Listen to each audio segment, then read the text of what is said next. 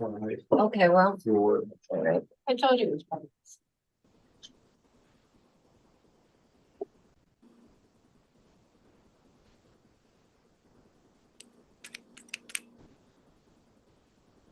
That's really hard to YouTube. Well, folks, it's noon time, and we'll start on time, even though the chair isn't here. She did mention to me that she would be joining us. I do know that because of some other conversations we had, it's a eventful day at City Hall, so she might be a little bit late. In the absence of her right now, Bob, I wonder if you could call the meeting to order, and we can do attendance and conflict of interest before we move on to our main item. Sure. Okay. Well, we'll call this meeting to order and thank everyone for joining online and so on. With respect to the attendance, we understand the chair lady is going to be joining us a bit later. So do we have Cheryl? We don't have Cheryl. Do we have Amy? Yes. Okay, Lorraine Daw? Lorraine is online, I believe. Yes. Okay, Tim Fox? Yes. Tim Scammell? Yes. And we have Don and John Smith. I haven't seen him. John is on a call. He is going to join us. Okay. And I wonder if Suzanne White is there yet. She'll be joining us later. Okay. No, she's here. Yeah. Good. So with respect to the agenda then, is there anything else, Don, that you have ahead of time to add to the agenda? Well, yeah, what I think you need to do now, Bob, is ask anyone if they have a conflict of interest, and then we can proceed with the business. Okay. So is there anyone who may have a conflict of interest? If so, please declare. And hearing none, we'll move on. So are we ready for number 5? We are. Okay. So Sandy McKinnon is Sandy here? She's going to be making a presentation. There she is. On the social innovation. So Sandy, the floor is yours. Go ahead, Sandy. Okay, thank you, everyone. I'm really pleased to be here. I'm going to share my screen, and hopefully everything works out perfectly.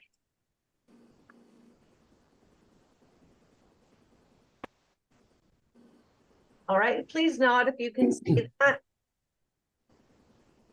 Can you guys see my screen?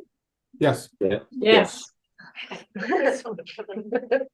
Okay, so I'm just going to just minimize some controls here so we can see it fine. There we go.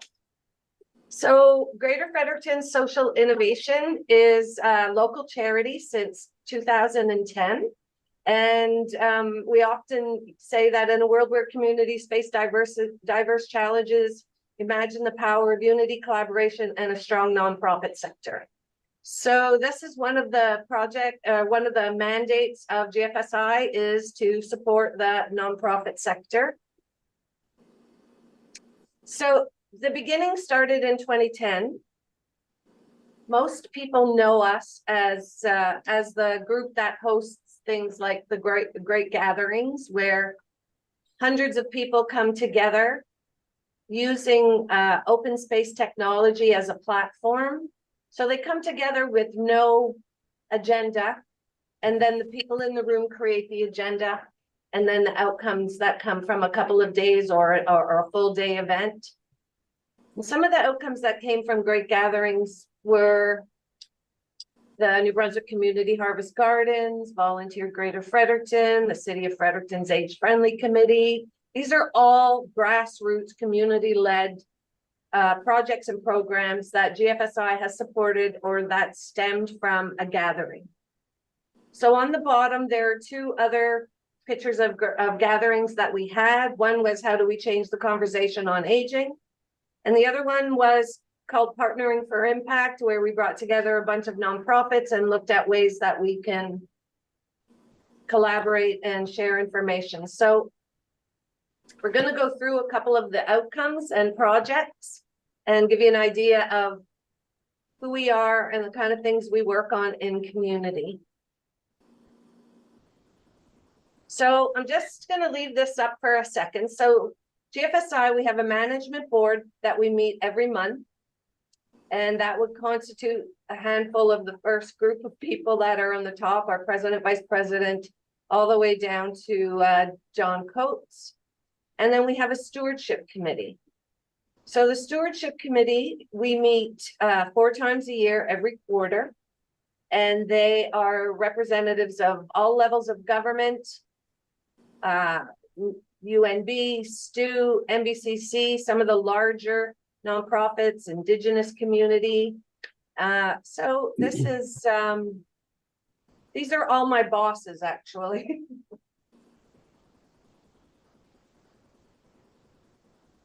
We're always growing that stewardship committee. So if anybody's interested, we're always looking to grow the stewardship committee. So this is something some students created for us earlier this year with GFSI in the middle here. These are all the connections that we have in the community. If you go to our website, you will see this is a live action map where you can actually click on any of these links and the description of the relationship or the organization will pop up. So some of them might be Community Food Smart, it might be the Gathering Place, it might be Basic Income New Brunswick. So this is kind of a sphere of what it looks like. And these are all the connections that we make in community. This tool is called Kumu, K-U-M-U. It's a free tool if anybody wants to build one of these. It's really impressive to see who your relationships are and who's connected where and how they're all interconnected with each other.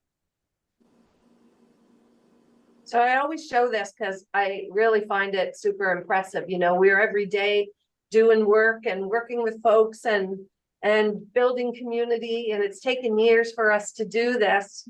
And then when you actually see it in a spread like that, it's quite impressive, and my board love it.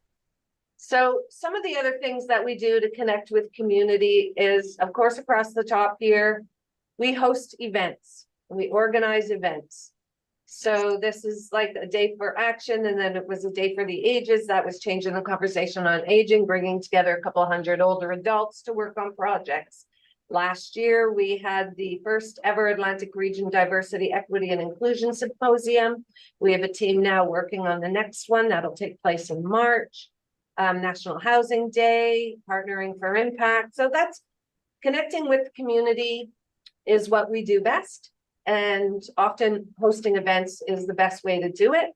And then this middle, Affordable Housing Committee, the City of Fredericton Social Inclusion Committee, the Capital Regional Wellness Network, and the Senior Wellness Action Group. These are all organizations or groups where GFSI has representation. Not included here, but we also have board members on the Community Action Group on Homelessness, 12 Neighbors Advisory Committee. There's a slew of them. And also something else we do is engaging with the nonprofit community. So the first Friday of every month, we host a nonprofit breakfast club. And it's all on Zoom. And we have anywhere from 5 to 35 nonprofits join us for an hour-long conversation. This was really helpful during COVID. We found that a lot of our nonprofits, we were able to share a lot of information about, you know, how to host events, what available resources there were out there, how can we support each other, and then we can look at how we can collaborate and actually have a unified voice. We never have an agenda. Everybody introduces themselves, and then we just leave the floor open. And so a lot of great information comes from these breakfast clubs. And our Facebook page, we have, I think I checked today, 822 members of our nonprofit Community of Fredericton Facebook page. I'm sure a lot of you might have come across it. If you're on social media, that's a great place for us to share resources and information with each other. And anyway, it's also a great way to connect. And I'm going to take a minute to talk about the Senior Wellness Action Group. Oh, does somebody have a question? I do. Okay, really? Yeah, no, I Okay. just wanted to make note of the fact that this is certainly the current information.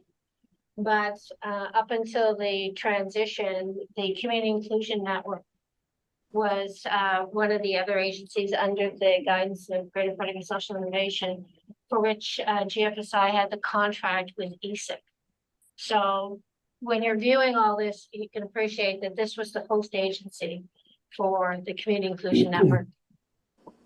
Yeah, sorry, Suzanne. I just assumed that Takes me everybody right knew off the that. chart. No, I just assumed that that was a given. Yeah, okay. Yeah. So I want to talk about the Senior Wellness Action Group, the SWAG group, the SWAG. They say they're seniors with a grudge. That's what the SWAG stands for, which is pretty amazing. So the Senior Wellness Action Group are representatives of other senior groups in the community. So from Age Friendly and Stepping Stones, from the Francophone Senior Group, from a whole group of them. So actually this dynamic team represent probably thousands of other older adults in our city. And so we meet every month. They work on some pretty impressive projects. Some of them were the senior goodwill ambassadors, which is a provincial, I think this social development minister appoints people, apply and appoint, and they serve a 2-year term. And there was a group of them that wanted to continue the work they were doing, but they did not want to remain being a senior goodwill ambassador. So now GFSI has the SWAG group under our umbrella. And on our website, you can see some of the projects they're working on. What they're focused on right now, which is blowing my mind because it's actually moving forward, is that they believe that every publicly funded institution should provide free tuition for anybody 65 years and older who want to audit a class. And so we've done an environmental scan across the country. We had a PhD student working with us to do an environmental scan. They report together for the SWAG group. And then this is being led by Yves Bouteau and Madeline Gaudette. And so last month we met with the heads of all the educational institutions in the province, and Rachel Brown, who's, I think she's Deputy Minister of Education. She gathered everybody together. And anyway, it looks like we're meeting again in January. Everybody's gone back to their respective institutions to collect information, but I don't know, it was pretty impressive. Every single one of them was really interested in it. And then of course, lifelong learning and social isolation and brain health and all of the things that, anyway, so if you see that this gets passed, you can thank the Seniors with a Grudge team. They're pretty amazing. Okay, this is supposed to be fancy. Let me just see if I can make this go. All right. Anyway, these were all supposed to fly in. Oh. But I wanted to just give you an idea of some of the project, like, I can't make it fly in. No, I cannot. Anyway, this is an idea like of all of the projects that we've been working on. There's so many that we don't have enough time to go through all of them, but I definitely am going to highlight some of them. And I pulled these pictures out yesterday because this is what our team has looked like. We have had in the past 10 years, over 100 students and new Canadians join GFSI, whether they're on a placement. We work with social work, social action students and Renaissance College students from the leadership program. Anyway, this is it's a pretty impressive group of people. And so when you see this is GFSI has become like a stepping stone, giving people a lot of work experience, a lot of young people experience as they head off into their careers. And anyway, they're quite impressive group. These weren't supposed to fly in, they were just there. This team was at Halloween, right here. But up here is this is our current, some members of our current team right now. I don't know if you guys can see that, but the team on the top, they're at Community Food Smart. That's our current, some of members of our current team. And these are a group of students, RC and social work students, who organized the Diversity, Equity, and Inclusion Conference. And also built a tool of which I'm going to give you a demo of. Over here, last year was the first time we had 6 business management students. And they worked on the What's Your Legacy program. So I'll talk about that as we go forward. And even during Zoom, or COVID, we met during Zoom. It's really easy for a lot of the work that we do. I can maneuver it and have it done online. And so even during COVID, we had 8 social work, social action students, because a lot of the work they could do remotely. So anyway, they're amazing. I just look at them and get overwhelmed. I'm also have been a reference for so many of them to find work and be their placement reference. So I want to take a minute and talk about the Canadian Atlas of Social Inclusion. This is in partnership with the Office of Community Inclusion with the City of Fredericton. So I'm going to attempt to play a video, and I will need to know from you guys if you can hear this. It's going to take a couple of seconds before the audio starts. Just give me a nod.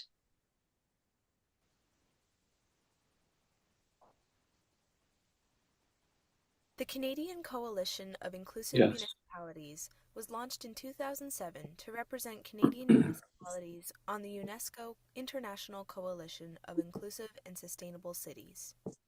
The Coalition of Inclusive Municipalities aims to strengthen social inclusion and human rights throughout Canada by promoting shared responsibility and collaboration across municipal governments, local organizations, and other democratic institutions. This coalition connects Canadian municipalities seeking to improve their policies and practices against discrimination, exclusion, and intolerance. As a member of this network, the City of Fredericton's Office of Community Inclusion wished to foster national collaboration on social inclusion efforts. This led to the creation of the Canadian Atlas of Social Inclusion, or CASI, in partnership with Greater Fredericton Social Innovation. Despite over 100 municipalities throughout Canada joining the Coalition of Inclusive Municipalities, no tool existed to coordinate shared efforts in work related to social inclusion. Information was disconnected and could not be represented coherently. CASI will address this deficit. CASI is a living online library hosting the blossoming social inclusion ecosystem in Canada. Using geographical information system technology, we are able to bring to life the library collected by the City of Fredericton's Office of Community Inclusion and the Greater Fredericton Social Innovation team. Let's explore the features of the map. Each dot represents a Canadian municipality currently signed on to the Coalition of Inclusive Municipalities. As you can see, there are dots in every province. The search function allows users to quickly navigate to a specific province or community. If you're in search of a particular type of policy or programming, rather than a location, you can make use of the tags along the top of the map. When age-friendly program is selected, for example, the map will highlight the municipalities who have age-friendly policy or programming. When you click on a red municipality dot, you'll be greeted by a list of programs and policy links to explore. For example, let's say a user is navigating CASI to try and find information on Fredericton, New Brunswick. When the user clicks on Fredericton's dot, they're shown a list of links where available. These include policy to support affordable housing, parks and recreation programming, supports for recent immigrants, anti-racism policy, steps taken in response to the Truth and Reconciliation Commission, and more. When a user clicks on any of the provided links, they're taken directly to the resource they're seeking. The resources housed in the Canadian Atlas of Social Inclusion are aligned with the goals of the Coalition of Inclusive Municipalities to reduce inequality and fulfill human rights through effective municipal planning and cooperation. In addition to the map tool, our partners have developed the online resource repository to host a variety of social inclusion resources from non-municipal government sources. These include policy, news articles, web pages, scholarly articles, and more. The library seeks to highlight exemplary work from a diverse range of sources to inspire positive action in a variety of settings. In the resource library, users may navigate to resources through tags and filters.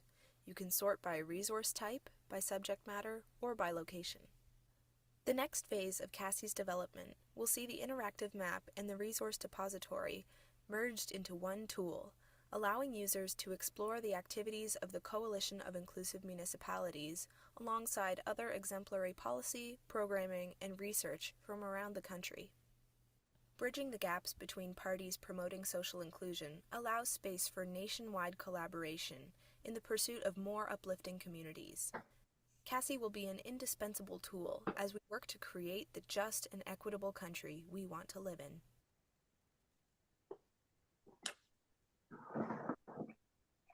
Okay, so that is Cassie. Our students worked on that last year, and they will be working on that again this year. So I think they have a few more provinces to do. And then that was just a prototype that they built last year along with some of our tech volunteers, but again, it's the only one in the country. And it was really valuable for all the inclusive municipalities, especially the municipalities who are struggling to try to put their programs together or to write their terms of reference and what have you. Now they have this database that they can go and see what other municipalities across the country are doing. So again, you know, the Fredericton is at the forefront of creating a really cool application. One of the other supports we provide to the nonprofit community is the Gathering Place. This is located at the Unity Community Center, which was formerly just called the Ville. So we've been in this space since November of 2017. We renovated this, all our volunteers and some of the Ville staff at the time. And nonprofits get to use this space for free. So before COVID, we had 333 meetings there in 2019. And then from September 2022 till September 2023, we had 260 meetings in that room. And so we pay $1,092 a month rent. We've paid that ever since November of 2017. So we fundraise for the rent. We are tenants in that building. So no matter what happens with the Ville programming, which you might have heard on the news recently, we are one of 15 tenants that are still in that building, and it's business as usual for all of us. We have a smart TV, we've got an owl, we've got coffee. And anyway, so we thank the Community Investment Fund for funding for some decent furniture. That's my old coffee table from my living room. It has really been a labor of love. A lot of those posters that are up on the wall were the ones that were supposed to fly in on that previous image of some of the work that is happening in that space. There are currently 42 nonprofits who use that space. It is the home of many groups, especially the smaller nonprofits that don't have an office space. But also during COVID, this space was really useful because those shelving units are on wheels, and we could divide the room up and actually fit 12 people in that room that would be physically distanced. And so a lot of folks, like on Meals on Wheels, a few of them that had small office spaces would come in and work out of here during COVID. So this space, we now have the rent paid until March 31st, 2024. So I continue to look for rent who will cover the rent for the next year. Anyway, so this is the space. It is really valuable. Our nonprofit said they needed a place they could come to that was free. And we have everything you need. It's got a great vibe. I'm sure that quite a few of you may have already been in that room. We have an online booking calendar, so we keep everything I approve everybody, make sure we know who the groups are, but we have everything in there from the all tones, which is folks on the spectrum. It's a singing group, to having some volleyball teams at times, youth volleyball in there. We have Arabic teaching classes in there. It's Mature People's Network, Civic Tech. There's so many people, groups that use this space. Okay, now I want to talk about the Community Prosperity Hub. So this is one of our largest projects. We are year 3 into this project. So the Community Prosperity Hub is in partnership with the City of Fredericton and the New Brunswick Community College Applied Research Division. The idea is a nonprofit data collaboration. So nonprofits can collaborate and understand a little bit more about their data and their information that they're collecting. They can understand it in relation to other nonprofits, in relation to their community. So it was one of the 5 projects that was submitted by the City of Fredericton in the national competition, a Smart Cities competition. And although Fredericton was a finalist, we did not win that competition, but we were able to leverage all the work we did to submit this project in that competition to receive funding. So we received funding from the Brunswick Innovation Foundation, from the Fredericton Community Foundation, from NSERC, and of course the city has put a lot of resources on the table to help build this. So we had a soft launch. So if you go to communityprosperityhub.com, as of 2 weeks ago, it's open. You can log in, play around, click around, and have a look at what we've built so far.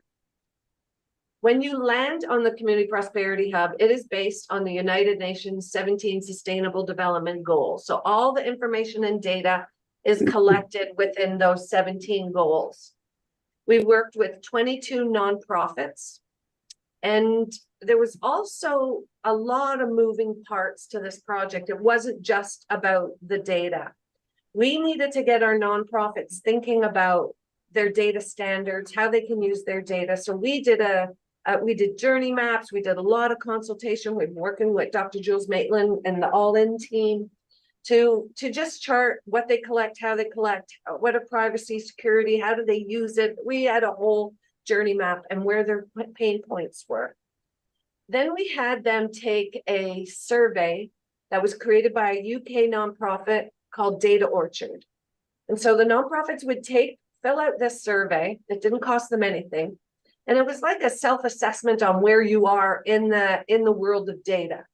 Some people were really strong on commitment, but very weak on tools. And so nonprofits get to understand a little bit more about where they are. So we had the Data Orchard, the data maturity model built in to work with the 22 nonprofits. We also worked with the Fredericton Community Foundation and United Way in order to sync up their granting applications, that their data parameters would match those of census data and StatsCan data. So this way we're comparing apples to apples. So I just did a screen capture of what the first sustainable development goal is: no poverty. When you click in there, you will see a description of what a market basket measure is, how we determine poverty in this country. Then you can scroll down, you can click on any of the neighborhoods within the city limits, and it'll pop up and it'll show you what people spend on food, what they spend on clothing, what the average rent is, the whole demographic built around that particular zone. And also down at the bottom, you could sort based on age, gender. There's many different options. So we have presented this to over 300 people. And actually on November 30th, we are presenting this to a team from the United Nations. So we're pretty excited about that. So the UN group that we're presenting to is responsible for municipalities in implementing sustainable development goals and measuring them. So this is the only one in Canada. We are way ahead of the curve. When I first reached out to the UN folks, they said, oh, and they sent me some links from Guelph Ontario and London, Ontario. They sent me the links and they're like, well, look what they're doing. And so we went and looked, and all they were doing was talking about what we've already done. So when I was like, okay, this is great. We've already done this. Have a look. And then they were like, okay, when can we meet? So we have a meeting on November 30th to show them. So we only did a soft launch because we have our 22 nonprofits and people playing around inside of it. We still have a team working on the other sustainable development goals. So the Community Prosperity Hub is a pretty amazing project. We're going to do, I don't know if you guys received the kind of the state of the city granting publication that's done by the Fredericton Community Foundation. There's a full pager. I got it in the mail last week, talking about the hub and the funding that we got some from the recovery fund, which was really great. So what we've done with the recovery fund money is we looked at the last two StatsCan and the census data, and we've compared 2016 to 2021. So, you know, when you log in there and you click on no poverty, you'll see that poverty is down 2%. But we know that that's down 2% since 2016 to 2021 because of COVID payments. So anyway, so that's what we're looking at now is our trends. So we're starting to build trends. So we thank the city and NBCC. They've been at the table with our team building this hub and getting our nonprofits to understand a little bit more about their data. They're very good at telling stories, but they're not really great at doing data analysis. That's not their forte. So we provide them with a team that can take care of that for them and a tool where they can poke around. So now I want to talk about Civic Tech Fredericton, because this happens to be like one of my favorite projects. So starting in November of 2017, we started Civic Tech Fredericton. Civic Tech volunteers. These are everybody you see here are all volunteers. We meet every single Tuesday night. We have never missed a Tuesday night, whether it be on Zoom or hybrid or in person at our space at the Ville. These are all professionals in the IT sector. Some new Canadians who came on the skilled workers program and have had really struggling to find work, and employers are saying they want Canadian experience and they don't have it. So anyways, nonprofits come in, pitch ideas, pitch projects, and the team decides whether or not they want to work on projects. So they do everything from helping folks with a complex Excel spreadsheet to building a full-blown application. Currently, right now, they're working on a survey from Shauna Miller, who she was, Horizon Public Health, and they just did a big food security survey. And so I got a team on my data viz team that are working on doing the complete data analysis and the visualizations for her. And on my next screen, I'll show you some of the other projects. This picture that's on the bottom right, where we're all kind of sitting in the living room, I included that because this was last Sunday. And the gentleman sitting beside me is Mayomi. There were 16 of us who moved him into his apartment with a bunch of furniture and everything that we gathered, because last Tuesday, his wife and 2 children arrived and from Nigeria, and he hadn't seen them since January of last year. And even at our Civic Tech meeting last Tuesday night, everybody was charting his wife and kids their plane for when it was landing. And anyway, so Civic Tech is more than just a bunch of technical people doing work. It is part two. They do. We are like a real family. Everybody notices if somebody doesn't have winter boots. And anyway, yeah, so there are Civic Techs right across the country. We were the first in Atlantic Canada. There is one in St. John that started up during COVID, which is great. They're very active. Everything we develop is free, open source, and available to all other Civic Techs across the country. So organically, Civic Tech has become a place where newcomers find community. They're working alongside other IT professionals in the city. They find employment. I've been a reference for I don't know how many of them for them to find work. Anyway, and we always have pizza on Tuesday night. So I thank groups like RemSoft and that for always donating to make sure that we're staying viable. And, you know, our IT sector, our nonprofit sector need technical support. And they need data analysis and data visualization. We've got teams and breakout sessions working on all kinds of projects. So one of the first projects we worked on was the Riverwatch mobile application. We built this for the province. That was our first product that we built using open data. And we launched that in March of 2018, just weeks before record flooding. And one of our volunteers worked for GONB, and he just brought the open data, and we had no idea that the province would even consider implementing a tool that was developed by a bunch of volunteers. So as you guys know, Riverwatch Mobile is actually an app that everybody uses.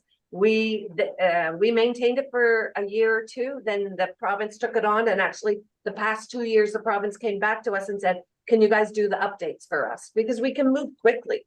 That stuff gets done overnight as opposed to them trying to get things done within their departments work. It's a little bit slower. And anyway, yeah, so that's Riverwatch Mobile, and it was the first mobile friendly application our province had in 2018. So the one in the middle is the meal planning tool. We're working with Greener Village. We are working on version 2 of Meal Planner. There are no food centers across the country that are using a meal planning tool. So our plan is to spread this right across the country. And then I put, of course, the city of Fredericton hosts all of our development licenses, all of our tools, all of our applications, and are 100% supportive of everything the Civic Tech team does. So we built a ticket usage form for the transit assistance program that the city has. Nonprofits, we used to have to do this on paper and manually fill out every single free bus ticket, because the city gives out 5,000 bus tickets a year to nonprofits. So anyway, we made this really a lot more efficient. So just to give you an idea of some of the projects the team work on. But this one I like to talk about because it just shows how smart some of these folks are. So this is a data team that entered a data visualization competition at UNB. We enter that every year in November because we get money for pizza when we're always placing or earning money at some point. So over here, we looked at the role our transit system plays in social isolation of older adults in our city. And so using open data from the city's open data portal, all the bus stops are mapped and we scored them. So if you have a pole in the snowbank, you got a very low score. But if you had a sloped sidewalk, a shelter, a seat, you got a very high score. Then they looked at the demographics, the age of the people in community, aging them into the year 2028, identifying where the majority of seniors are going to live in 2028, providing the city with a 10-year plan of these are the bus stops over the next 10 years that you should be upgrading, because you're going to have the majority of seniors living in those areas. So really cool project, had lots of legs. You know, we shared it with other municipalities across the country because they can do this type of analysis. So 2 things I want to mention. Pierre, who's the first guy in this picture, he was the school bus router for the province. That was his job. So this was light work for him, you know, so that's the kind of expertise. And then the guy beside him, Kyle, these two were the lead on it. Kyle Rogers worked for the New Brunswick Institute of Research, Data and Training. Again, light work, working on that type of data. So when Meals on Wheels saw this, they were like, okay, wait a minute, this is important to us. The average person age that we serve is 79 years old. You know, we serve 300 meals a day. We have 3 depots and we serve every single day of the year. And so this was really important when they saw this work. Then they got our team to do a routing optimization for them. So anyway, it's that kind of cool stuff that Civic Tech Fredericton work on. So now I want to talk a little bit about what's your legacy. This program ran for 5 years. We stopped during COVID. So what's your legacy is a board matching program. We're often hear from our nonprofit sector how they need support at the board of directors level.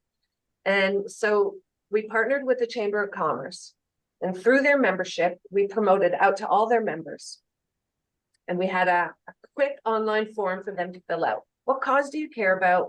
What expertise do you have? And how much time do you have? And then we promote to the nonprofit sector. What cause are you connected to?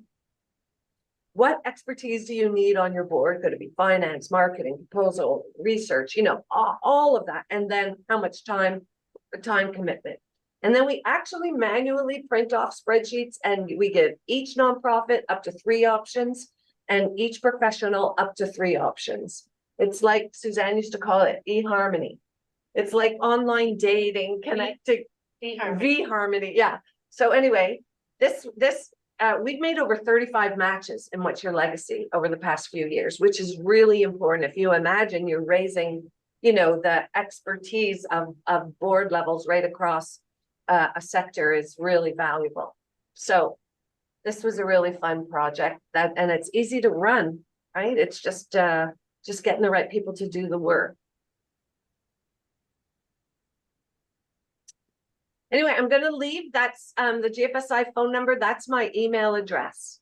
I know I just went over things really kind of high level, but if you're interested in a deeper dive, or you want to get involved in something, or you see something that could work within your area, anyway, please reach out.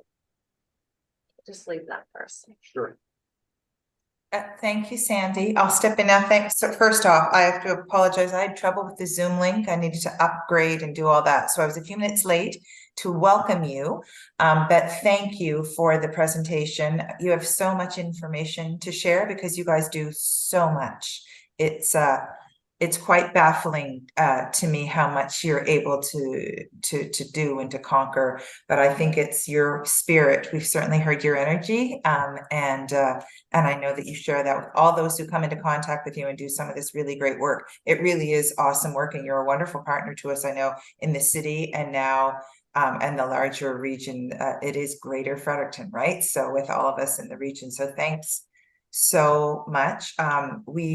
I know you were invited to come and present to sort of give a sense to the committee. So this committee is looking at things that we can kind of hang our hat on, where we can make a difference.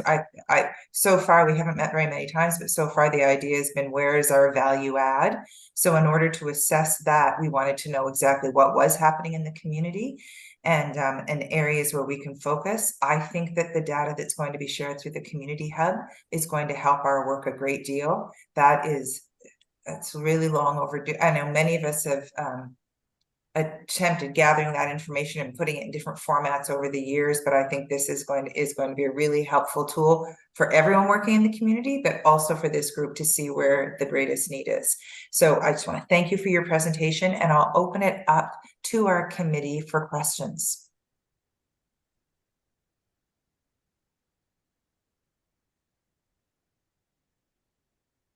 If anyone sees alignment or sees an opportunity to grab onto some of this work you've started. Yes, Robert, I feel you gearing up to ask something.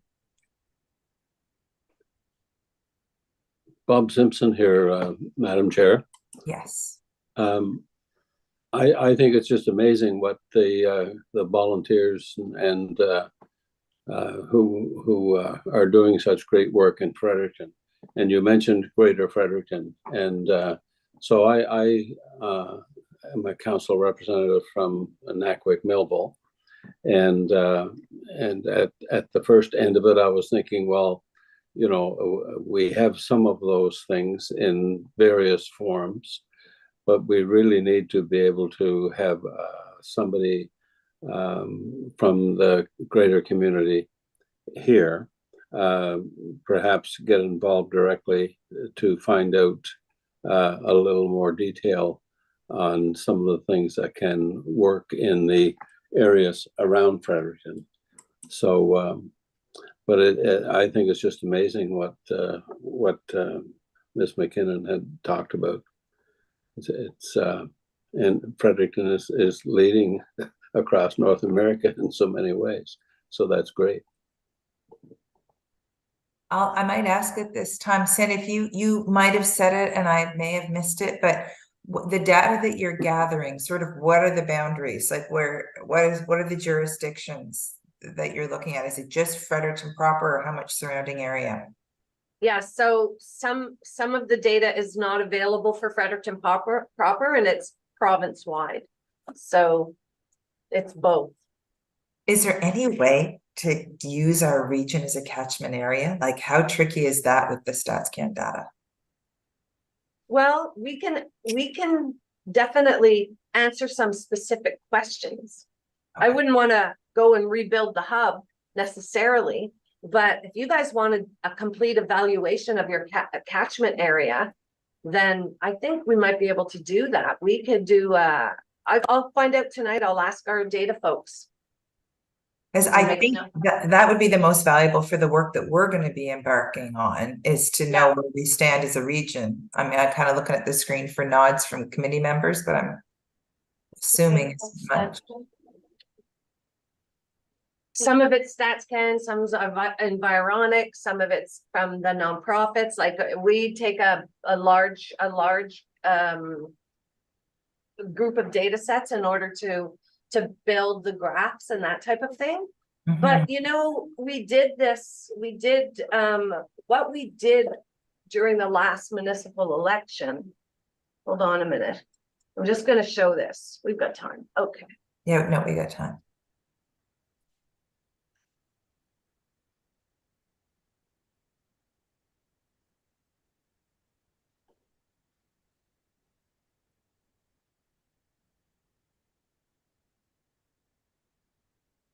Okay, just hang on a sec. I'm going to share my screen. In a second, I'm just going to bring it up.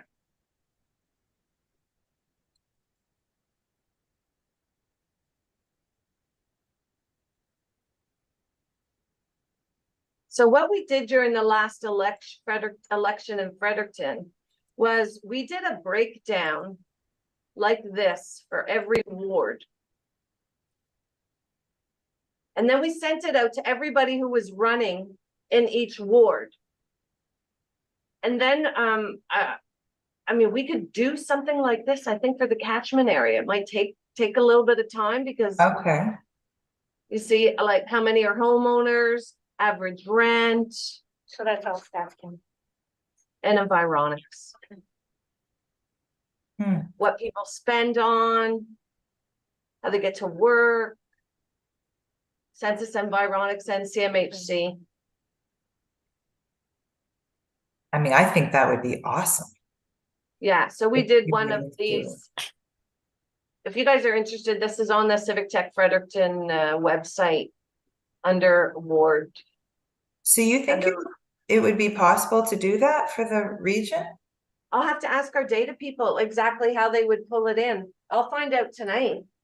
Because that would be great. I mean, because we really are trying to figure out where we can make the, have the greatest impact and what's needed and where, and also common themes through all of our communities. So as a committee, we're addressing an issue that we're all feeling and all experiencing, and like that data would really inform our work. Okay, well, I'll definitely talk to the team tonight.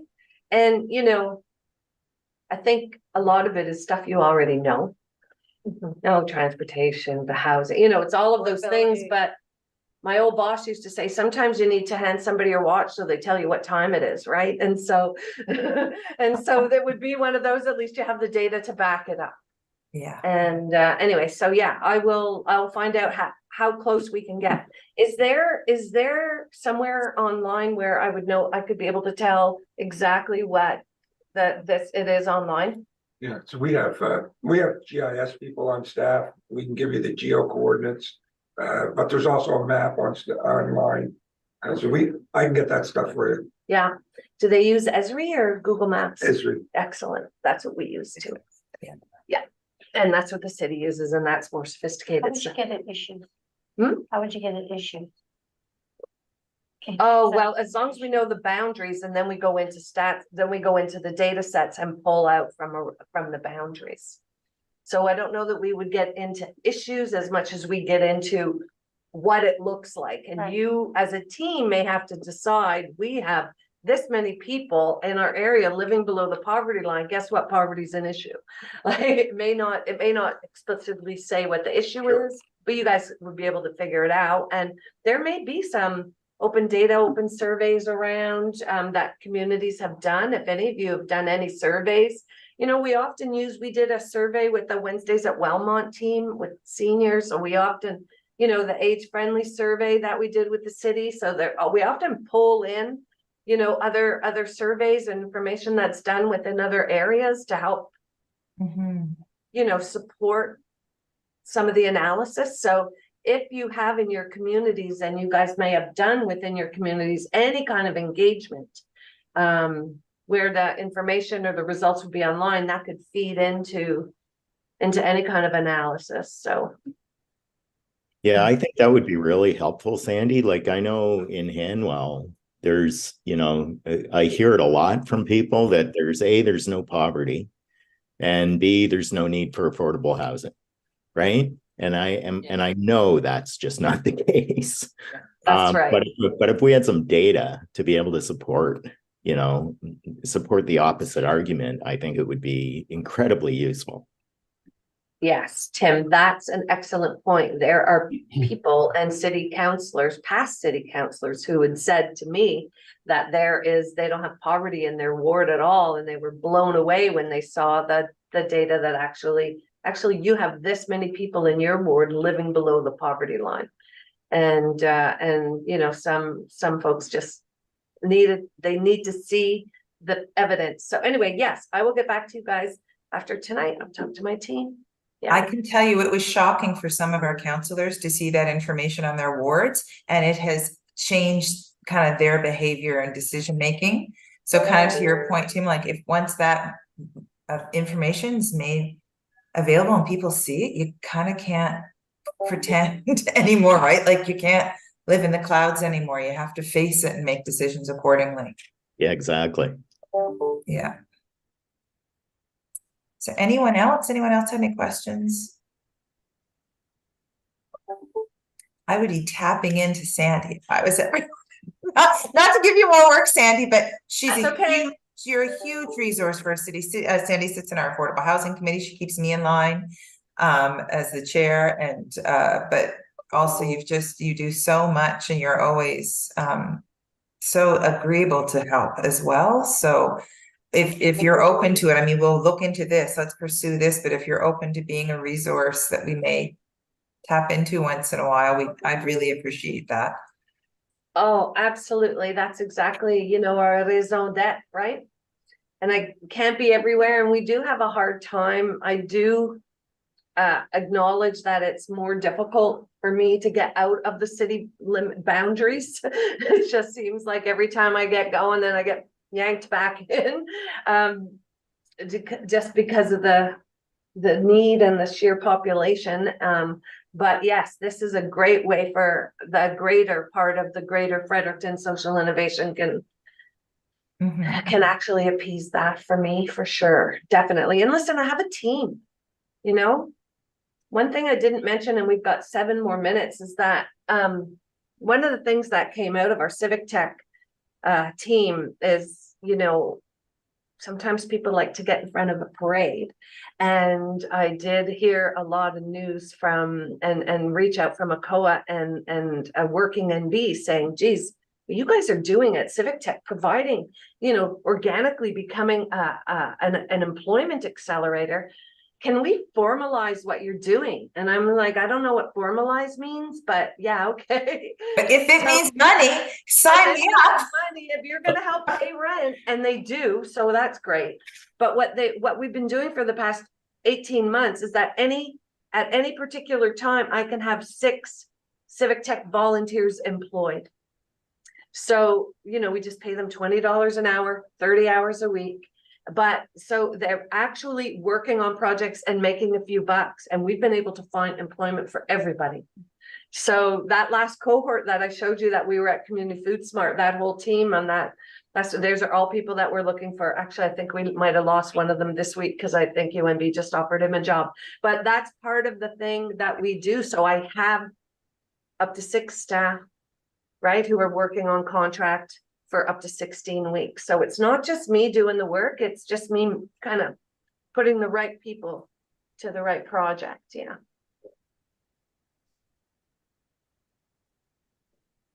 Okay, well, I don't see any other hands. Anybody else want to chime in? Feel free. Madam Chair, if not, excuse me, perhaps I could just give a little summary of sort of what we've done and where we think we should go next. I know that you and I haven't had a chance to talk about it, but I'm pretty sure it's aligned. I guess what I'd like to say is that, you know, we started in the community development area because it was legislatively mandated, and we didn't have a lot of experience. We didn't have any experience in that. And we were able to hire Suzanne, who's really been helpful to us. But if you'll recall, what we've done at the meetings is, you know, we've looked at the strategic plan and implementation guide that the board had done in this area. We've now had an opportunity to hear from not only ESIC, but resiliency. The resiliency folk, there are two relationships that we inherited. We've had a chance to hear from Sandy about what she does. And that's sort of, I hope that we take away from that and understanding that you know, this community development was not a vacant area. There's a lot of people doing a lot of things in it.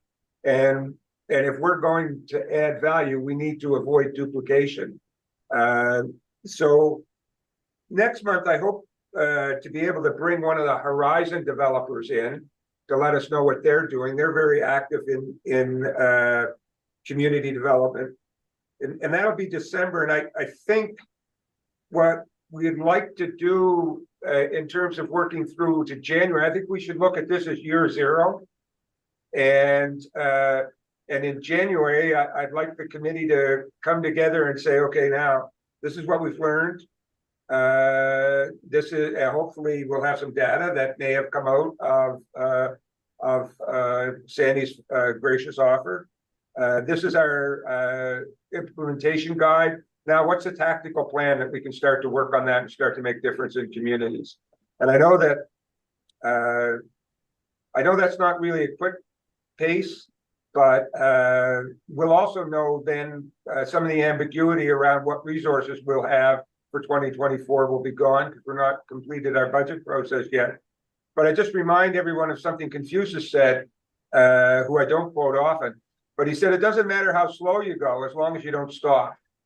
And so we're taking a slow, cautious approach to starting, but we can't stop. We have a legislated obligation, and there's an overwhelming need.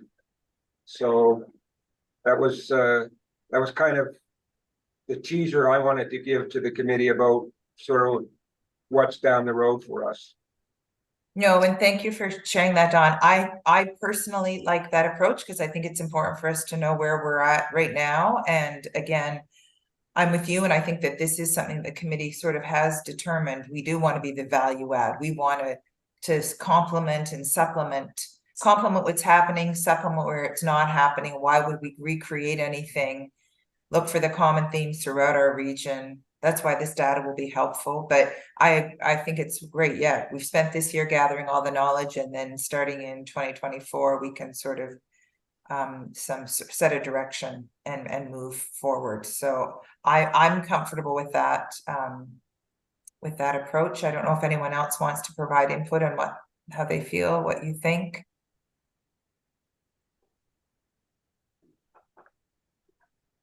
That's kind of. I've also had a conversation with the minister. I'll just share this.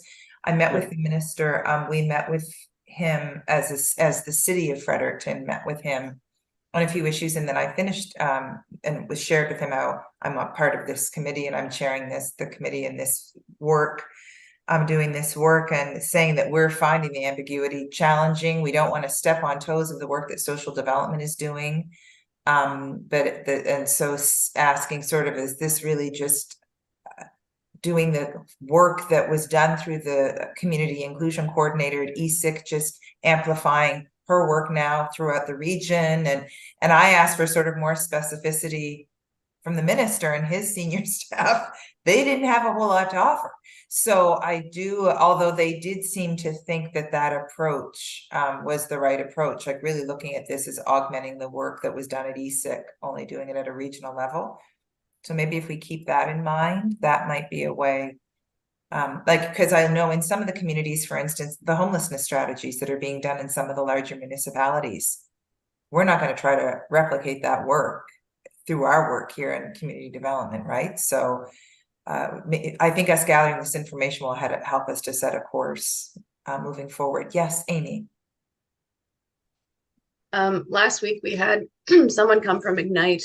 Actually, 3 people came out to our community, and they did a little kind of meet and greet for business owners in the community.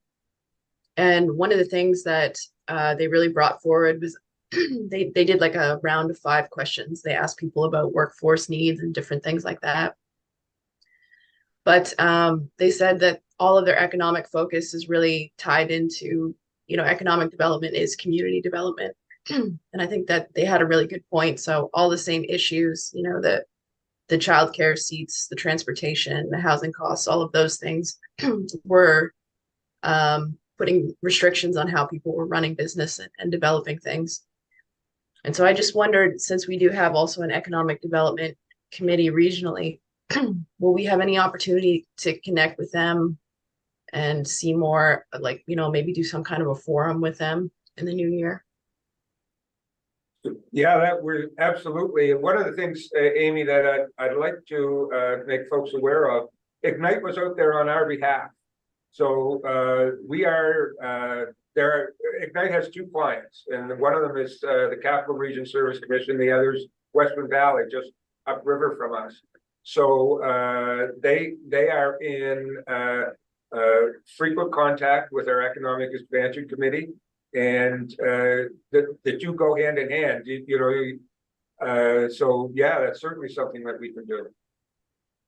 That's a great idea. Could be another meeting we set up, Don. Yeah, exactly. Anyone else?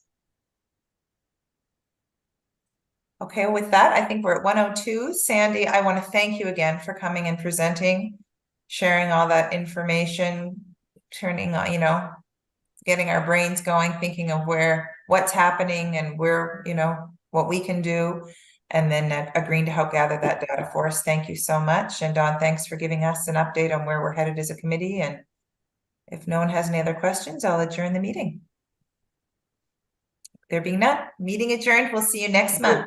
Take care, everyone. Stuff's out there. Little bugs are out there catching people. So don't get caught. See you later.